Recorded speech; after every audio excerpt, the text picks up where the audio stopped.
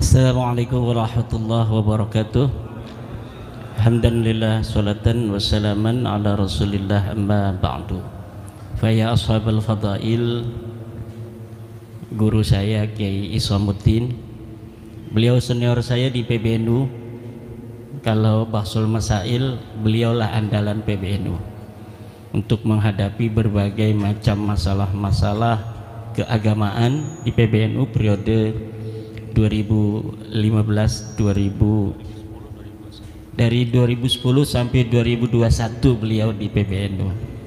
Beberapa kali saya mungkin beliau belum kenal karena saya masih perwakilan dari PW mengikuti bahsul masail, dan beliaulah yang biasa untuk memberikan deskripsi masalah yang akan dibahas dalam beberapa kesempatan bahsul masail. Terima kasih Yai Isom sudah menyempatkan hadir di tengah-tengah kesibukan bersama kita PWI Pringsewu pada hari ini, sehingga beliau meluncur dari Bandar Lampung menuju ke kampung halamannya di Pringsewu ini. Yang saya hormati Kiai Sufarman Abdul Karim, Sahibil Bait, Kiai Nur Ajiz, Pondok Pesantren Madinatul Ilm. Ana Madinatul Ilm wa aliyun babuha. Qala Rasulullah sallallahu alaihi wasallam kama qala. Yang saya hormati kesepuhan PWI Pringsewu, Yai Jumangin, dan seluruh para kesepuhan yang hadir, Ketua PWI Pringsewu Kiai Nasihuddin, dan para pengasuh pondok pesantren Sepringsewu yang pada hari ini hadir. Sebenarnya semuanya sudah tahu kesimpulan diskusi ilmiah JI, bahwa memang berdasarkan apa yang telah saya teliti, bapak-bapak juga mungkin sudah banyak yang membaca buku yang sudah saya terbitkan, baik tentang kronik ilmiah perjalanan saya di dalam bagaimana selama 2 tahun lebih membahas tentang batalnya nasab balawi, kemudian berbagai macam buku-buku yang spesial, misalnya buku khusus tentang mengungkap manuskrip-manuskrip palsu yang diberikan oleh Rabita Alwiyah, dalam hal ini via Rumel Abbas. Itu juga ada semuanya, semua apa yang telah mereka atribusikan sebagai manuskrip-manuskrip di abad ke-6, 7 itu ternyata semuanya palsu, dan kiai-kiai bisa untuk melihatnya di buku mengungkap manuskrip-manuskrip palsu Ba'alwi versi Rumel Abbas. Kemudian juga buku yang terakhir yang kemarin, sekarang ini orang-orang lagi mencari buku itu, yaitu buku yang saya beri judul Ulama Nusantara Menggugat Nasab Palsu. Itu dalam beberapa bulan saja itu sudah hampir 1000, padahal harganya mahal ya. Harganya itu diterbitkan oleh penerbit teman saya itu, karena saya itu kan nggak biasa untuk menulis kemudian ingin dijual gitu, enggak. Pokoknya saya menulis, saya taruh di PDF, saya sebarkan agar bisa dibaca. Siapa aja yang mau mencetak silahkan, kan begitu. Akhirnya dicetak oleh teman saya, harganya 200.000, tetapi punya Rabita Alwiyah yang tebalnya hampir sama, harganya itu sampai 40.000 diturunin, nggak laku-laku.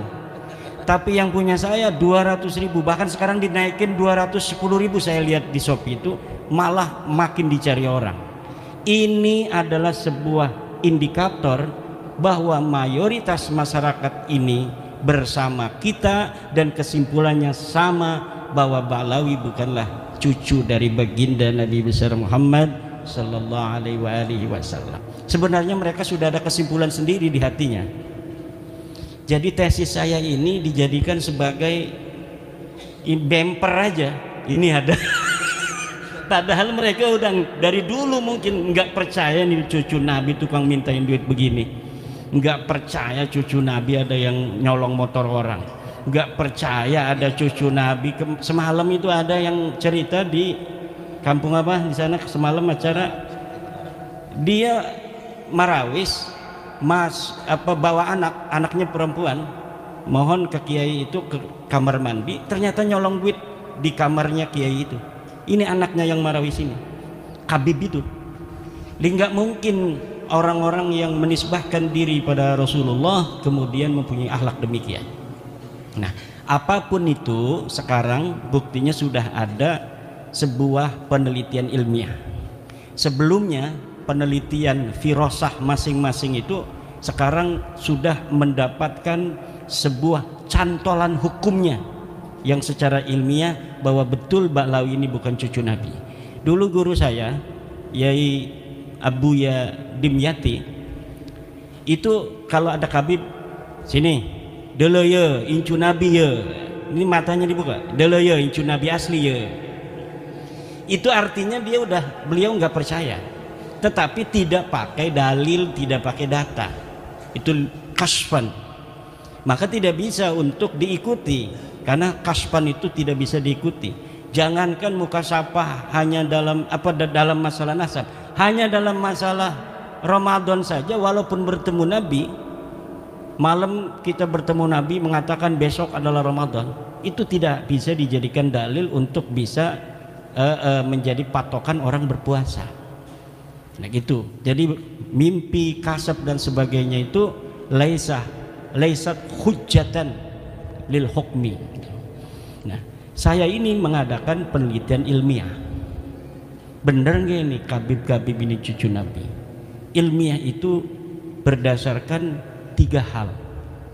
Pertama adalah dia harus bersifat logis, kedua harus empiris, ketiga harus pragmatis. Logis artinya masuk akal, yang empiris artinya berbasis fakta dan data, pragmatis artinya penelitian ini harus ada kepentingan umat yang diperjuangkan, harus ada manfaatnya. Nah, Ba'lawi mengaku cucu Nabi dengan segala akhlak yang mereka pertontonkan, pendawiran wama syabaha yang terjadi di berbagai macam lapisan masyarakat, bukan hanya di kiai, di pejabat, di pengusaha, termasuk yang paling empuk itu kiai, karena kiai itu husnudonya tinggi, karena manhajnya manhaj ketum. Kalau yang manhaj ketum gampang ditipu, makanya jangan mau kalau dalam nasab ini pakai manhaj ketum. Ama ketum kita manhaj organisasi ikut beliau, tapi manhaj Ba'lawi jangan ikut ketum, karena kita bisa dijajah.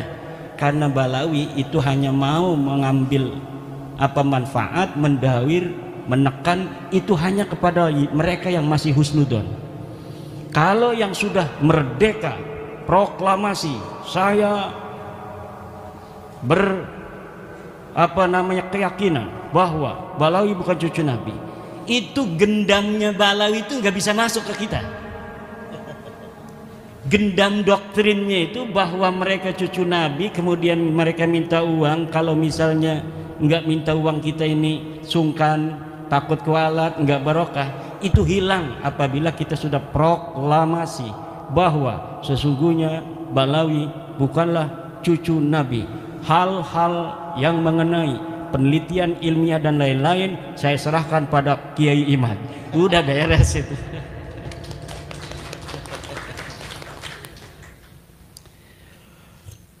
Coba logis apa tidak orang yang mengaku cucu Nabi ini secara data di abad ke-9 Hijriah, 895 Hijriah, mengaku keturunan Nabi, kemudian mengurut nama-nama. Ali bin Abu Bakar, namanya Asakron nih, 895 Hijriah. Nama saya Ali bin Abu Bakar bin Muhammad bin Abdurrahman Asygaf bin Maula Dawilah bin Ali Sahibud Darak bin Ali Al-Ghayyur bin Faqih Muqaddam bin Ali bin Muhammad Sahib Mirbat bin Ali Qali Qasam bin Alwi bin Muhammad bin Alwi bin Ubaid bin Ahmad bin Isa. Ahmad bin Isanya 345 Hijriah. Sementara di abad-abad itu sudah banyak kitab nasab. Di abad keempat katanya Alwi ini hidup 400 Hijriah, berarti abad kelima. Di abad kelima sudah ada kitab Tahdhibul Ansab karya Al-Ubaidili 435 Hijriah. Tidak ada di sana mengatakan Alwi ini adalah cucu daripada Ahmad bin Isa. Ahmad bin Isanya disebutkan dia punya anak, kemudian keturunan sampai beberapa keturunan, tapi tidak menyebutkan Alwi ini, buyutnya Rizik Syihab itu, sebagai keturunan baginda Nabi besar Muhammad.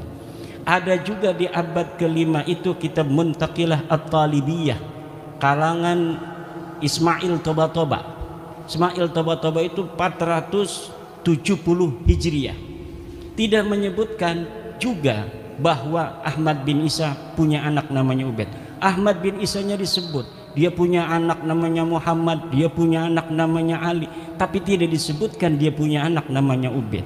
Kemudian kitab Al-Majdi 490 Hijriah karya Al-Umari tidak juga menyebutkan Ahmad bin Isa punya anak namanya Ubaid. Ubaid punya anak namanya Alwi yang jadi Ba'alawi, nggak ada.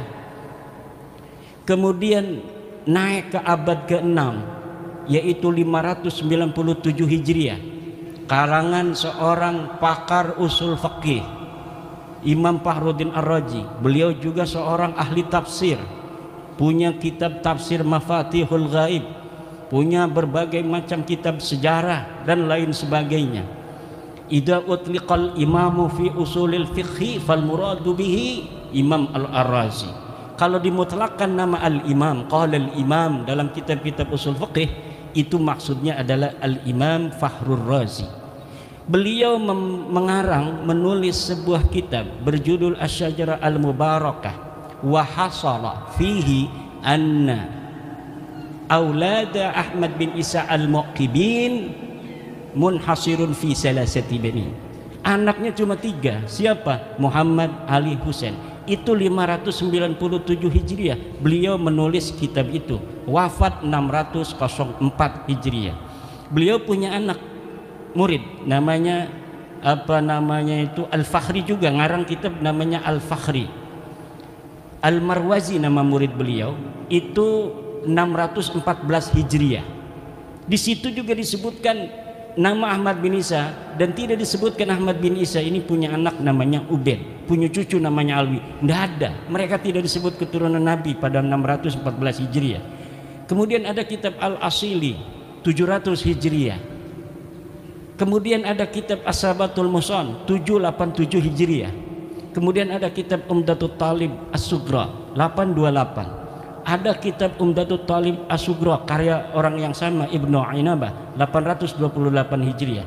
Sampai abad ke-8, abad 9 awal ini tidak ada orang yang menyebutkan ahli nasab itu bahwa Ba'alawi keturunan baginda Nabi besar Muhammad SAW. Padahal mereka sudah ada itu di abad 9 itu, mereka sudah mulai mengaku sebagai turun Nabi. Ali bin Abu Bakar As-Sakran ini sudah mengaku keturunan Nabi di abad 9. Tapi orang-orang Yamannya saja itu tidak ada yang mencatat mereka sebagai keturunan Nabi di abad 9 itu. Maka saya sebutkan ada 550 tahun kosongnya riwayat antara pengakuan dan orang yang diaku. Orang yang diaku 345 Hijriah, mereka mengaku 895 Hijriah. Hitung pakai kalkulator 550 tahun. Itu kalau kita mau kasihan. Itu versi kasihan itu 550 tahun itu. Versi yang tidak kasihan dalam ilmu nasab itu, dalam ilmu nasab, sebuah kitab sejarah la yuqaddamu bihalin ala ma yusbituhun nasabun. Ilmu sejarah, sejarawan tidak bisa didahulukan dari apa yang telah ditetapkan oleh ahli nasab. Sedangkan Ali As-Sakran ini ngarangnya kitab sejarah tasawuf dan amalannya. Maka walaupun ada susunan dia menyebutkan nama sampai Ahmad bin Isa, itu sebenarnya dalam ilmu nasab tidak dianggap sama sekali. Adanya nama mereka itu muncul dalam kitab nasab, dalam kitab Tuhfatut Talib 996 Hijriyah. Itu kalau dihitung 651 tahun.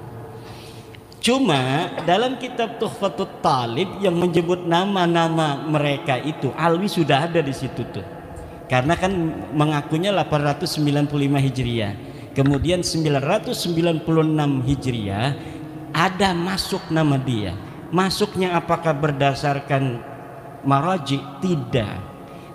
Orang yang mengarang kitab itu Tuhfatut Talib namanya As-Samarqandi mengatakan, saya melihat fi ba'dit ta'aliq, dalam sebagian kertas-kertas ta'liq. Jadi bukan berdasarkan maraji dari kitab-kitab, tetapi berdasarkan apa yang dia temukan dari kertas yang ada di pinggir jalan. Dia nemuin aja, wah ada nih bin, masukin aja supaya kitab saya agak banyak lah. Itu hanya begitu saja. Di dalam ilmu nasab, ida urifal wadi'u intafal istidlal. Apabila ditemukan dan diketahui pemalsunya, maka istidlal itu hilang. Nah, kitab Tuhfatut Talib ini tidak bisa untuk dijadikan referensi. Kenapa? Walaupun dia kitab nasab, tetapi penulisnya sudah iktiraf bahwa dia mendapatkannya bukan berdasarkan maraji dari kitab-kitab sebelumnya. Sedangkan di dalam kitab nasab, nasab itu bisa diisbat hanya oleh kitab-kitab nasab. Jadi kitab-kitab nasab yang ada di sejak masa 199 Hijriah, Abnaul Imam fi Misra Wassam, itu Abnaul Imam kitab aslinya yang kemudian pada abad kelima dipalsukan, katanya ini karya Yahya bin Ismail Toba-Toba, padahal itu karya Ibrahim Toba-Toba yang wafat 199 Hijriah. Itu sudah ada kitab nasab 199 Hijriah, sudah ada kitab nasab, ditulis semua keturunan Imam Hasan dan Imam Husain. Gak bisa orang masuk sembarangan.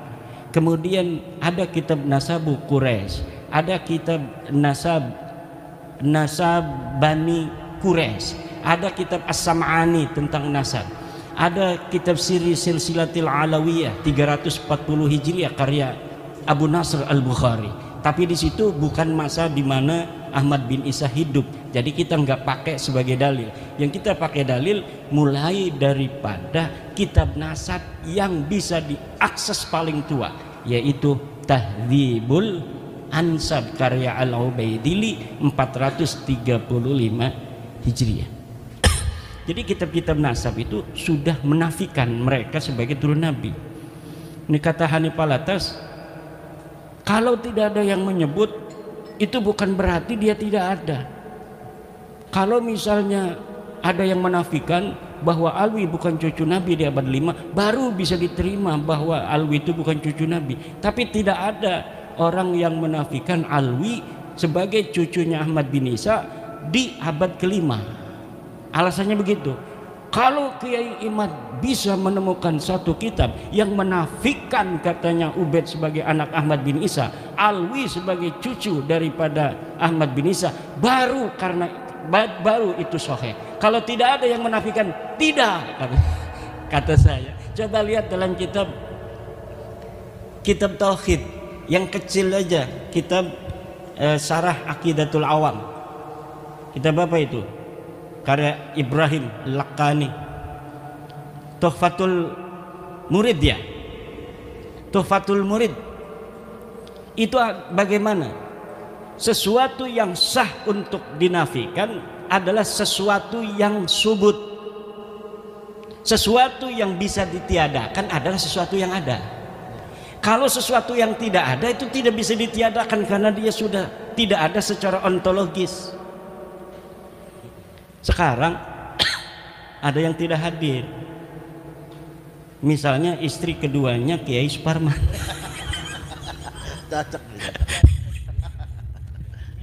Istrinya ada, makanya saya candain. Misalnya Kiai Suparman punya istri dua, misal yang hadir cuma permaisuri, ada misalnya namanya Mesaro, misal kok Mesaro tidak ada. Nah, tidak ada itu karena memang tadinya ada. Tapi kalau memang sesuatu itu tidak ada, maka bagaimana sesuatu yang tidak ada kemudian kita nafikan? Itu dalam teori filsafat itu tidak logis. Kalamun ghairu mantiqiyyin, kalam yang tidak mantiki, yang tidak logis, tidak masuk akal. Nah, ini akan panjang ini karena semuanya sudah paham. Nanti kita di dalam diskusi aja bahwa begini kesimpulannya, untuk mengetahui dia diisbat cucu Nabi atau tidak itu menggunakan metodologi nasab, ilmu nasab dan kitab nasab. Secara kitab nasab mereka sudah hakul yakin kata Ramai Rama bahwa mereka bukan cucu Nabi. Untuk mengetahui apakah mereka ini nama-nama yang disebutkan sampai Ahmad bin Isa itu sosok historis, orangnya betul-betul ada atau tidak, itu menggunakan pendekatan historis, yaitu melalui menelusuri nama-nama keluarga mereka ini dalam kitab-kitab sejarah. Dan dalam penelitian penelusuran saya mengenai nama-nama keluarga mereka, dari mulai Abdurrahman Segaf, kakeknya Ali Abu Bakar As-Sakran, Abdurrahman As-Segaf, punya ayah katanya namanya Muhammad Maula Dawilah.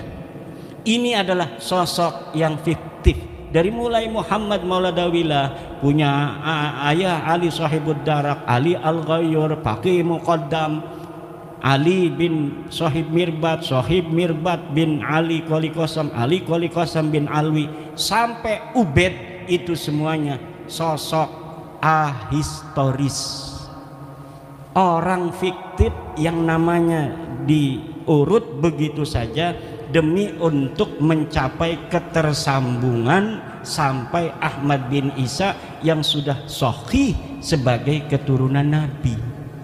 Jadi jangankan bisa diisbat secara ilmu nasab, uang sosoknya aja nggak ada. Ya gimana sih Kiai Ahmad bisa menemukannya? Begini Pak, di Tarim itu banyak orang dulu. Faqih Muqaddam itu 653 Hijriah. 653 Hijriah di Tarim itu banyak ahli-ahli agama, ulama-ulama besar. Ada kitab-kitab nasab sejarah yang ditulis.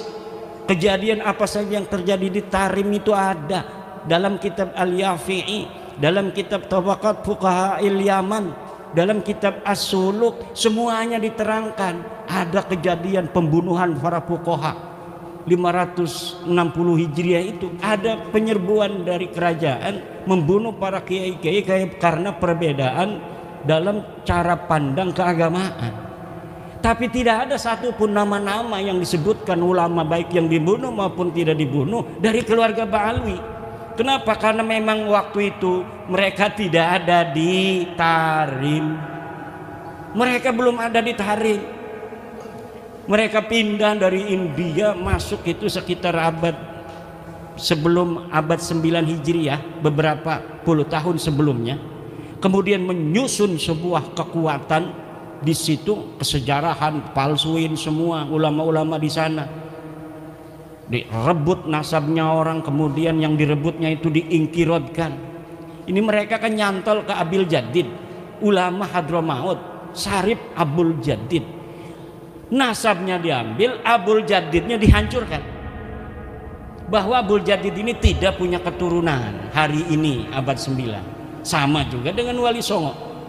Wali Songo diambil itu sejarahnya, dibelokkan nasabnya ke Hadramaut, keturunannya dihilangkan bahwa mereka tidak punya keturunan.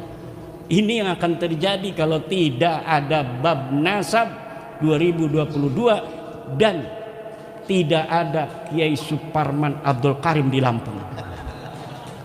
Ini yang akan terjadi karena beliau yang awal-awal ngambil nyamber itu dari Banten. Luar biasa antara Lampung dan Banten, persahabatan yang tiada akhir. Dari zaman dulu, dari zaman Sultan Maulana Hasanuddin, bukan di Banten dulu, punya istrinya di Lampung dulu. Di Lampung dulu, beliau itu punya istri di Lampung. Karena istrinya putih, anaknya putih. Kemudian dia dinikahi nama ayahnya dengan anaknya Raden Patah Demak. Ya namanya orang Demak kan ya kayak orang Demak nih banyak tuh. Nah, datanglah ini dari Lampung si putih ini. Siapa kamu? Haryadila. Siapa kamu? Saya anaknya Sultan Hasanuddin. Anak dari mana? Dari Lampung, istri Lampung yang gak ketahuan. Putih amat katanya. Akhirnya kata orang Banten, ini bukan anak orang, ini anak jin katanya. Jadi Sultan Hasanuddin lagi di hutan katanya nemu wanita cantik padahal bukan orang. Jadi jin, dia nggak sah jadi sultan, nggak bisa karena bukan sempurna manusia. Itu begitu politik zaman dulu tuh begitu, bikin hoak-hoak gitu, framing gitu, demi agar yang jadi sultan adalah anak dari Banten, Maulana Yusuf. Nah, tetapi persahabatan itu kemudian Maulana Yusuf menaruh anak-anaknya di Lampung. Kemudian Maulana Muhammad Nasruddin perang dengan penjajah di Palembang. Palembang ini lagi mau dijajah nih sama musuh.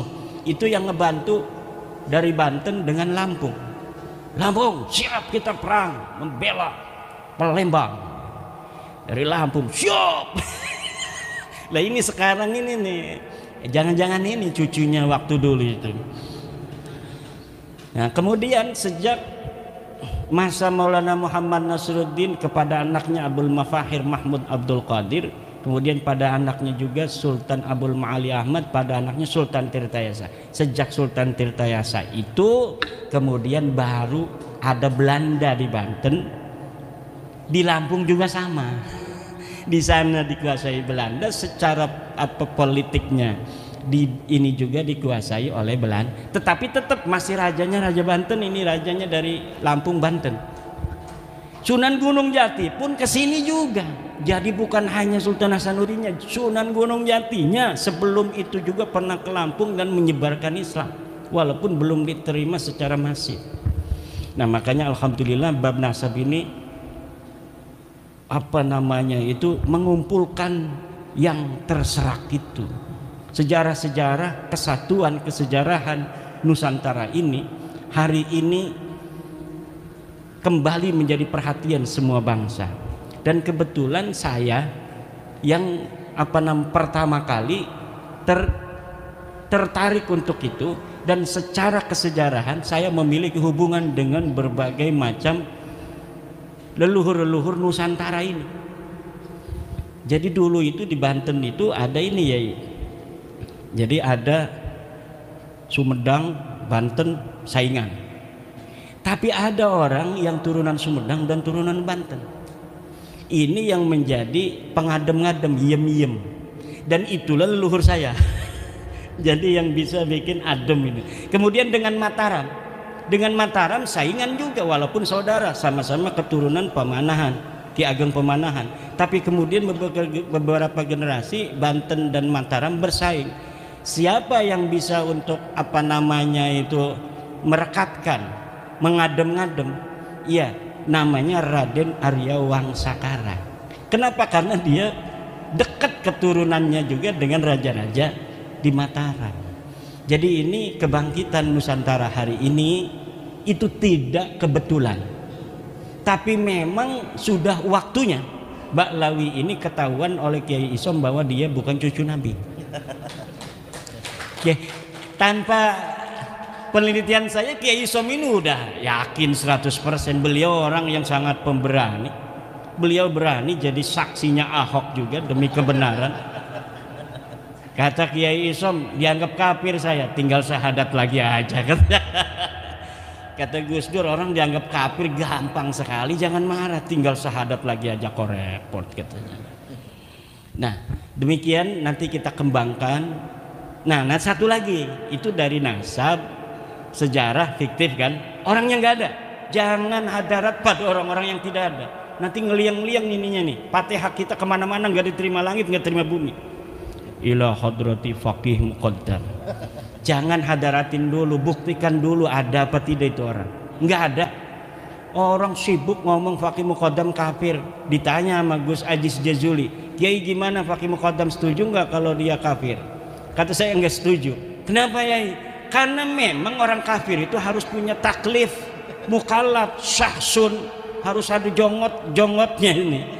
Sementara Faqih Muqaddam itu laisa syahsun tarikhiyan, bukan manusia historis. Tidak ada di masa lalu, namanya hanya ditulis saja, kemudian sejarahnya satu persatu dirangkai, diglorifikasi pada ratusan tahun setelahnya. Semakin lama semakin besar itu glorifikasinya, seakan-akan kemudian diyakini lebih dari orang-orang historis.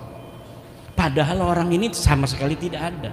Tetapi kenapa hari ini orang kalau hadarat Faqih Muqaddam kerasa masuknya? Itu perasaan-perasaan input informasi yang selama ini menjejal di dalam alam bawah sadar. Karena manusia itu bahkan mengalahkan Syekh Abdul Qadir Jilani.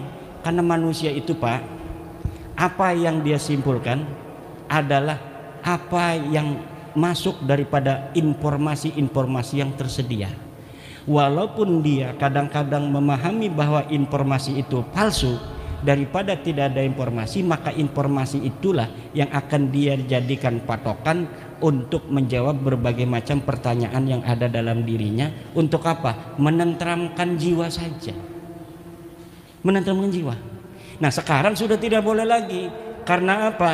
Adzannul bayyinu khata'u itu la ibrah. La ibrata bidzannil bayyini khata'uhu. Tidak boleh dihitung, tidak masuk reken dzon yang sudah jelas salahnya. Jadi madhab ketum itu berbahaya untuk tradisi pendawiran. Ini orang yang masih mempunyai dzonnya ini sudah nyata salahnya, itu secara sosial akan melanggengkan tradisi pendawiran. Maka khusus dalam babu Ba'lawi jangan ikut madhabnya Gus Yahya. Bahaya untuk diri kita ini. Nanti kita akan bisa untuk didawir. Jadi kalau instruksi organisasi ikut siap, dalam kombes siap, dalam ini politik siap, dasar nanti dulu. Bahaya dalam pendawiran saya nanti. Nah, ada fotonya Gus Yahya di rumah. Ada kiai yang gak punya foto Gus Yahya, ada foto saya. Maka yang akan selamat dari kejelekan Ba'lawi yang ada foto saya. Yang ada foto Gus Yahya akan langsung ini husnudon ini. Fotonya juga ini orang husnudon. Tapi kalau ada foto saya, ini madhab Imadiyah. Wah, anti Ba'lawi nih, nggak bisa nih ditipu orang. Bagaimana kalau ada foto Gus Yahya, ada foto saya? Ini orang bingung, stres nanti Habibnya. Aduh bingung juga. Ada Gus Yahya, ada Kiai Imad, ini dua-duanya ini katanya la ilaha ulai wa la ilaha ulai mudabdabina baina dzalik. Dan ini banyak ini orang mudabdabin ini. Orang mudabdabin ini banyak hari ini. La ilaha ula wa la ilaha ula. Demikian sementara nanti kita kembangkan di dalam diskusi. Terima kasih. Assalamualaikum warahmatullahi wabarakatuh.